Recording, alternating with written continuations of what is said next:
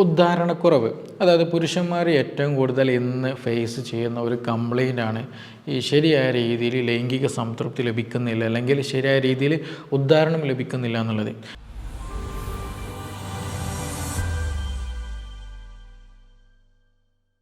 ഈ അടുത്ത് ഒരു പേഷ്യൻ്റ് എന്നെ വിളിക്കുകയുണ്ടായി. അപ്പോൾ അവർ വളരെയധികം ടെൻഷൻ അടിച്ചിട്ട് വളരെയധികം ബേജാറോട് കൂടിയിട്ട് എന്നോട് സംസാരിക്കുന്നു. ഡോക്ടറെ, ഞാൻ വിവാഹം കഴിഞ്ഞിട്ട് കുറച്ച് വർഷങ്ങളൊക്കെ കുഞ്ഞുങ്ങളൊക്കെ ഉണ്ട്. ആദ്യത്തെ സമയങ്ങളിലൊക്കെ വിവാഹം കഴിഞ്ഞ സമയത്ത് എനിക്ക് സെക്സിനോട് വലിയ താല്പര്യമായിരുന്നു. പക്ഷേ ഇപ്പോൾ എന്താ പറയുക, ബിസിനസ്സും കാര്യങ്ങളൊക്കെ ആയി, കച്ചവടം കാര്യങ്ങളൊക്കെ ആയിട്ട് ഫുള്ള് അതിൻ്റെ തിരക്കിലൊക്കെയാണ്. അപ്പോൾ പലപ്പോഴും എനിക്കിതിൽ വൈവാഹിക അല്ലെങ്കിൽ ദാമ്പത്യ ഭാര്യയുമായിട്ട് ബന്ധപ്പെടുന്ന കാര്യത്തിൽ അത്രയും ശ്രദ്ധിക്കാനൊന്നും പറ്റുന്നില്ല. പക്ഷേ ഈ അടുത്ത കാലത്തായിട്ട് ഈ നോക്കുന്ന സമയത്ത് ശരിയായ രീതിയിൽ ഉദ്ധാരണം കിട്ടുന്നില്ല. അപ്പോൾ പക്ഷേ പലപ്പോഴും എന്ത് ചെയ്യുന്നുണ്ട്, ഭാര്യ കരുതുന്നത് നിങ്ങൾ ആദ്യത്തൊക്കെ നിങ്ങൾ വലിയ താല്പര്യമൊക്കെ ഉണ്ടായിരുന്നല്ലോ, ഇപ്പോൾ അതൊന്നും ഇല്ല, ഇപ്പോൾ നമ്മളൊന്നും പറ്റുന്നില്ല, നിങ്ങൾ വേറെയൊക്കെ ബന്ധങ്ങളൊക്കെ ഉണ്ടായിരിക്കും, വേറെ ആരുടെയും പോകുന്നുണ്ടായിരിക്കും എന്നുള്ള തരത്തിൽ എന്ത് ചെയ്യുന്നുണ്ട്, ഈ ഭർത്താവിനെ, പാർട്ട്ണറെ വലിയ രീതിയിൽ കുറ്റപ്പെടുത്തുന്നുണ്ട്. അപ്പോൾ അദ്ദേഹം വളരെ ടെൻഷനോടും വളരെയധികം വിഷമത്തോടും കൂടിയിട്ട് എന്നോട് സംസാരിക്കുന്നത്. അപ്പോൾ ഡോക്ടർ, ഇതിന് എന്തെങ്കിലും വഴിയുണ്ടോ, വീട്ടിൽ പോകാനും പോലും തോന്നുന്നില്ല, ഭാര്യ ഇങ്ങനെയൊക്കെയാണ് പറയുന്നത്, എനിക്ക് അങ്ങനത്തെ ബന്ധങ്ങളോ കാര്യങ്ങളോ ഒന്നുമില്ല, അപ്പോൾ മാനസികമായിട്ട് വളരെയധികം ഡൗൺ ആണ്, എന്തെങ്കിലും മാർഗ്ഗങ്ങളുണ്ടോ എന്നുള്ള രീതിയിൽ ഒരു ഫോൺ കോൾ കഴിഞ്ഞ ദിവസം വന്നിട്ടുണ്ടായിരുന്നു. അതേസമയം തന്നെ വേറെ ഈ അടുത്ത്, അതായത് വിവാഹം കഴിയാത്തൊരു ചെറുപ്പക്കാരനാണ്, അതായത് ഏകദേശം ഒരു 23 വയസ്സൊക്കെ ഉണ്ടാവുകയുള്ളൂ. അപ്പോൾ അവർ വിളിച്ചിട്ട് പറയുന്നതും ഈ പറഞ്ഞതുപോലെ തന്നെ എനിക്ക് ഉദ്ധാരണം കിട്ടുന്നില്ല, പ്രശ്നങ്ങളാണ്, ബുദ്ധിമുട്ടുണ്ട്, എന്തെങ്കിലും സൊല്യൂഷൻ ഉണ്ടോ എന്നുള്ളതാണ്. അപ്പോൾ അവർ വിവാഹം കഴിഞ്ഞിട്ടില്ല, പക്ഷേ മറ്റാരുമായിട്ട് ബന്ധപ്പെടാൻ പോകുന്ന സമയത്ത് ഈ ഒരു ബുദ്ധിമുട്ടുണ്ട്, പറ്റുന്നില്ല എന്നുള്ള പ്രയാസത്തിലാണ് അവർ വിളിക്കുന്നത്. ഈ 2 കേസ് എടുത്ത് നോക്കുകയാണെന്നുണ്ടെങ്കിലും ഇതിൽ വലിയ ഒരു ശതമാനം ആളുകളുടെയും പ്രയാസങ്ങളാണ് ആക്ച്വലി 2 കേസിലും പറയുന്നത്. കേസ് ഒന്ന് തന്നെയാണ്, പക്ഷേ 2 തരത്തിൽ, രണ്ട് പ്രശ്ന രൂപത്തിലാണ് അവതരിപ്പിച്ചിട്ടുള്ളത്. ഒരാൾക്ക് വിവാഹം കഴിഞ്ഞതിന് ശേഷം എന്ത് ചെയ്യാൻ പറ്റുന്നില്ല, ആദ്യമൊക്കെ താല്പര്യമുണ്ടായിരുന്നു, പിന്നെ പറ്റുന്നില്ല. രണ്ടാമത്തെ ആൾക്ക് വിവാഹം കഴിഞ്ഞിട്ടില്ല, പക്ഷേ എന്തായാലും അതിന് ട്രൈ ചെയ്തപ്പോൾ ഇന്നത്തെ ചുറ്റുപാടുകൾ അങ്ങനെയാണല്ലോ, അതിന് പോയ സമയത്ത് സാധിക്കുന്നില്ല എന്ന് തന്നെയാണ്. അപ്പോൾ ഈ ഉദ്ധാരണം എന്തുകൊണ്ട് കുറയുന്നു, അതിനെന്തൊക്കെ കാരണമുണ്ട്, എങ്ങനെ നമുക്കത് പ്രോപ്പറായിട്ട് കൊണ്ടുവരാൻ പറ്റും എന്നതിനെ കുറിച്ചിട്ടാണ് ഇന്നിവിടെ നമ്മൾ ഡിസ്കസ് ചെയ്യാൻ പോകുന്നത്. എൻ്റെ പേര് doctor Siraj, medical officer, QNB health care, Koduvally.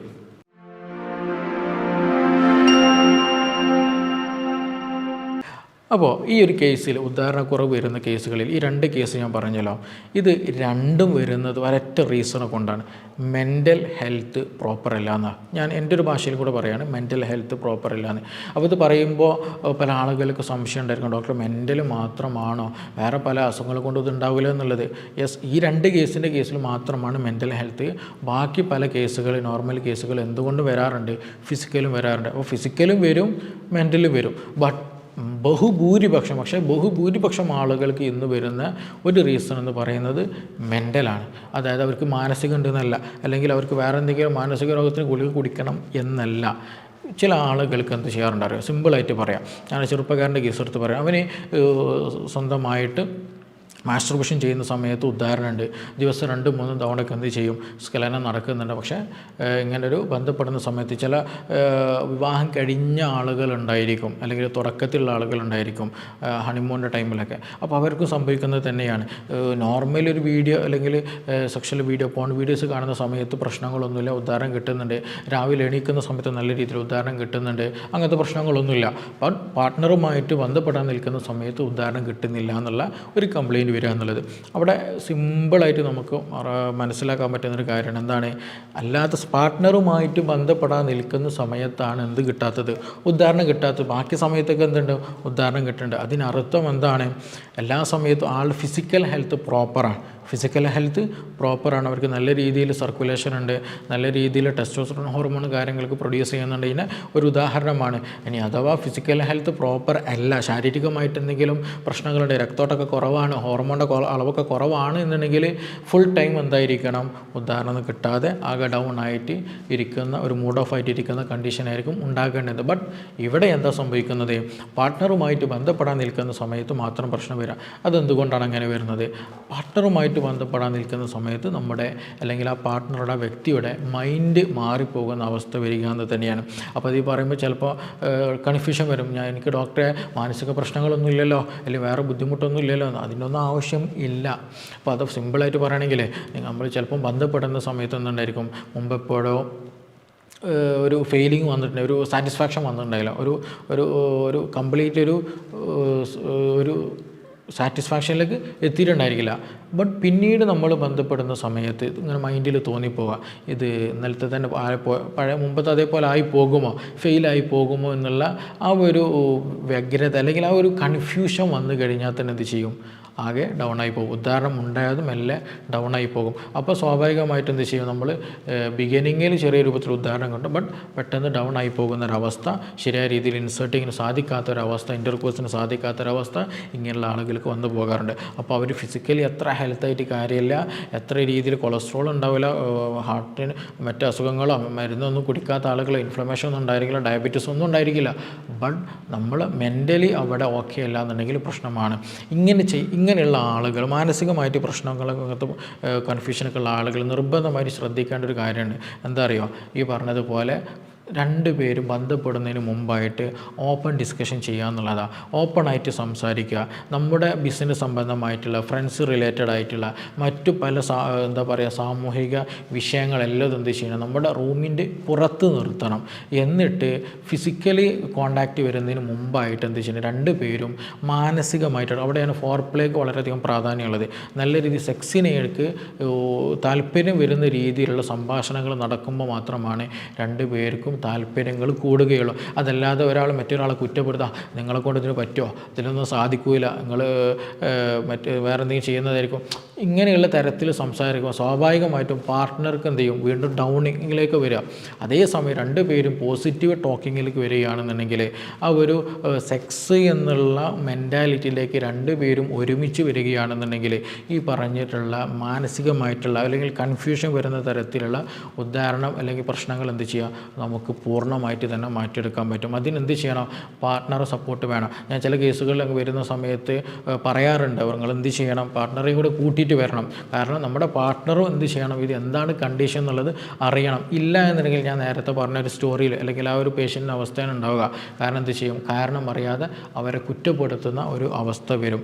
അപ്പോൾ അതൊരിക്കലും പാടില്ലാത്തത്. രണ്ടുപേരും അറിഞ്ഞ് പരസ്പരം വിഷയങ്ങളൊക്കെ സംസാരിച്ച് ഇതിലേക്ക് മുന്നോട്ട് വരികയാണെന്നുണ്ടെങ്കിൽ കോൺഫിഡൻസോട് കൂടിയിട്ട് വരും. കോൺഫിഡൻസ് നഷ്ടപ്പെട്ട ഒരു ഭർത്താവ് അല്ലെങ്കിൽ ഒരു പുരുഷനാണെന്നുണ്ടെങ്കിൽ എന്താ സംഭവിക്കുക, ഉദാഹരണം ശരിക്കും കിട്ടൂല, ശരിയായ രീതിയിൽ ബന്ധപ്പെടാനും പറ്റൂല എന്നുള്ളതാണ്. ഇതൊരു 90% വരുന്ന കേസുകളുടെ ഒരു പ്രധാന റീസണാണ്. അപ്പോൾ അത് നിർബന്ധമായിട്ട് നമ്മൾ ശ്രദ്ധിക്കുക എന്നുള്ളതാണ്. അപ്പോൾ അവരുടെ അടയാളങ്ങളൊന്നുമില്ല. എന്താണ്, ഒരു വീഡിയോ കാണുന്ന സമയത്ത്, പോൺ വീഡിയോസ് കാണുന്ന സമയത്തും അതുപോലെ മാസ്റ്റർബേഷൻ ചെയ്യുന്ന സമയത്ത്, രാവിലെ എണീക്കുന്ന സമയത്ത് നല്ല ഉദാഹരണം സ്ട്രോങ് ആണ്, വേറെ പ്രശ്നങ്ങളൊന്നുമില്ല. ബട്ട് പാർട്ട്ണറുമായിട്ട് ബന്ധപ്പെടാൻ നിൽക്കുന്ന സമയത്ത് കിട്ടുന്നില്ല, ഉദാഹരണം ശരിയായി കിട്ടുന്നില്ല. ഇതിനർത്ഥം എന്താണ്, ഉള്ളിൽ ബേജാറ് വരുന്നുണ്ട്, ടെൻഷൻ വരുന്നുണ്ട്, മനസ്സ് വേറെ എവിടെ ആയി പോകുന്നത്, മനസ്സൊരു ഭാഗത്തും ശരീരം എവിടെയാണ്. അപ്പോൾ അങ്ങനെയൊക്കെ ആവുന്ന സമയത്താണ് ഈ ബുദ്ധിമുട്ടുണ്ടാവുക. അപ്പോൾ ഫോർ പ്ലേയിൽ നല്ല രീതിയിൽ രണ്ടുപേരും എൻഗേജ്ഡ് ആവുക, ആ പ്രശ്നം നമുക്ക് സിമ്പിളായിട്ട് തന്നെ മാറ്റിയെടുക്കാൻ പറ്റും. പക്ഷേ അതിന് സപ്പോർട്ടീവ് ആയി ചില ആളുകൾക്ക് എന്ത് വേണ്ടി വരും, മെഡിസിന് വേണ്ടി വരും. താൽക്കാലികമാണത്. അത് ആ മെഡിസിൻ എടുക്കുന്ന സമയത്ത് ആളുകൾ ഓക്കെ അന്ന് മെഡിസിൻ എടുത്തിട്ടുണ്ട് എന്ന് പ്രശ്നങ്ങളൊന്നും, ആ ഒരു കോൺഫിഡൻസ് വരുമ്പോൾ എന്ത് ചെയ്യും, സിമ്പിളായിട്ട് അതിന്മേൽ തന്നെ അത് ഓക്കെ ആയിട്ട് പോവുകയും ചെയ്യും. ഇനി രണ്ടാമതൊരാളുണ്ട് നമ്മൾ ശ്രദ്ധിക്കേണ്ടത്, അത് ഫിസിക്കൽ ഹെൽത്ത് റിലേറ്റഡ് ആയിട്ട് വരുന്നതാണ്. അത് ശാരീരികമായിട്ട് അസുഖങ്ങൾ കൂടുതൽ വരിക, ഷുഗറുണ്ട്, തരിപ്പുണ്ട്, കടച്ചിലുണ്ട്, രക്തോട്ടത്തിന് കുറവുണ്ട്, അതിറോസ്ക്ലോറോസിസ് ഉണ്ട്, കൊഴുപ്പ് കൂടിയ ആളാണ്, അല്ലെങ്കിൽ കൊഴുപ്പ് രക്തത്തിൽ നന്നായിട്ട് കൊഴുപ്പുണ്ട്, അതേപോലെ തന്നെ ഫാറ്റി ലിവർ ഉണ്ട്, ഒബേസിറ്റി ഉണ്ട്, പൊണ്ണത്തടിയുണ്ട്.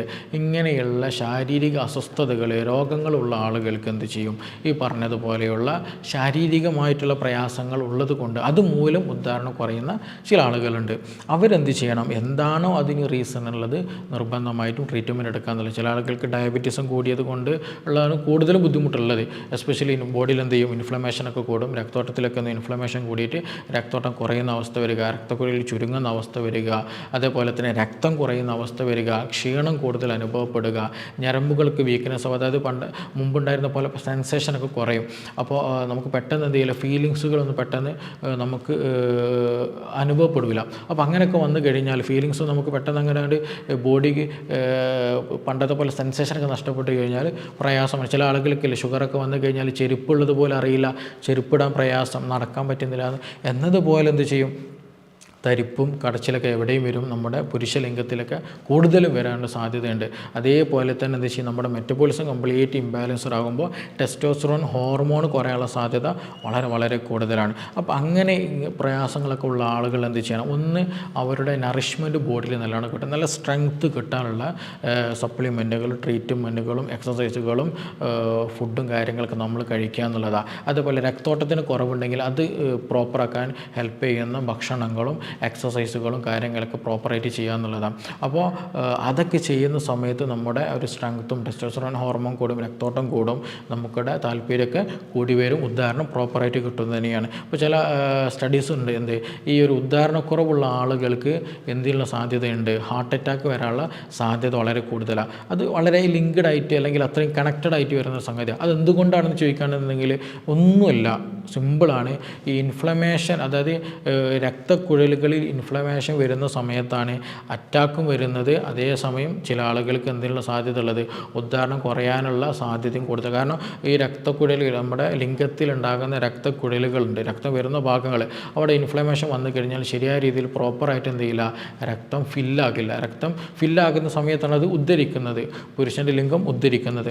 അപ്പോൾ പുരുഷൻ്റെ ലിംഗം ഉദ്ധരിക്കാതെ അത് കൺസ്ട്രക്റ്റഡ് ആയിട്ട് അല്ലെങ്കിൽ അവിടെ വെസലുകളൊക്കെ ഡാമേജ്ഡ് ആയിട്ടുണ്ടെങ്കിൽ അതേ ഡാമേജ് എവിടെയും വരാനുള്ള സാധ്യത വളരെ കൂടുതലാണ്. നമ്മുടെ ബോഡിയിൽ എല്ലായിടത്തും വരാനുള്ള സാധ്യത കൂടുതലാണ്. എസ്പെഷ്യലി ഹൃദയത്തിൽ അതുണ്ടാകാനുള്ള സാധ്യത വളരെ കൂടുതലാണ്. ഇനി നിങ്ങൾക്ക് ഹൃദയത്തിൽ എന്തെങ്കിലും പറഞ്ഞതുപോലെ ബ്ലോക്ക് കാര്യങ്ങളൊക്കെ ഐഡൻറ്റിഫൈ ചെയ്തിട്ടുണ്ടെങ്കിൽ നിങ്ങൾക്ക് ഉദാഹരണം കുറയാനുള്ള സാധ്യത വളരെ വളരെ കൂടുതലാണ്. ഇത് രണ്ടും എന്ത് ചെയ്യാണ്, ഇൻ്റർ കണക്റ്റഡാണ്. വേറെ ഒന്നുമല്ല, എന്താണ്, രണ്ടും രക്തക്കുഴലുകൾ റിലേറ്റഡ് ആയതുകൊണ്ടാണ് ആ ഒരു പ്രശ്നം അല്ലെങ്കിൽ ഈ രക്തത്തിൽ ഇൻഫ്ലമേറ്ററി മീഡിയേറ്റേഴ്സ് കൂടിയത് കൊണ്ട് അല്ലെങ്കിൽ ഇൻഫ്ലമേഷൻ വരാനുള്ള സാധ്യത കൂടുതൽ ഉള്ളത് കൊണ്ടാണ് അങ്ങനെയൊക്കെ വരുന്നത്. അപ്പോൾ ഇങ്ങനെയുള്ള ആളുകൾ എന്ത് ചെയ്യണം, ഇൻഫ്ലമേഷൻ കുറയ്ക്കാനുള്ള മെഡിസിൻസുകളും സപ്ലിമെൻറ്റുകളും അതേപോലെ ഭക്ഷണങ്ങളൊക്കെ എടുക്കുക എന്നുള്ളത്. അമിതമായിട്ട് മധുരം ഒഴിവാക്കുക, മധുരങ്ങൾ പൂർണ്ണമായിട്ട് ഒഴിവാക്കുക, കാർബോഹൈഡ്രേറ്റ് ഒഴിവാക്കുക, ഇലക്കറികളും പച്ചക്കറികളും ഫ്രൂട്ട്സുകളൊക്കെ എന്ത് ചെയ്യുക, ഭക്ഷണത്തിൽ ഉൾപ്പെടുത്തുക. അതുപോലെ ഇറച്ചും മീനൊക്കെ ആവശ്യത്തിന് നല്ല രീതിയിൽ കഴിക്കുക, നല്ല നട്ട്സുകളൊക്കെ കഴിക്കുക, നല്ല രീതിയിൽ എക്സസൈസുകൾ ചെയ്യുക. ഈ കാര്യങ്ങളൊക്കെ ചെയ്യുമ്പോൾ നമുക്ക് പൂർണ്ണമായിട്ട് മാറ്റിയെടുക്കാൻ പറ്റുന്നത് തന്നെയാണ്.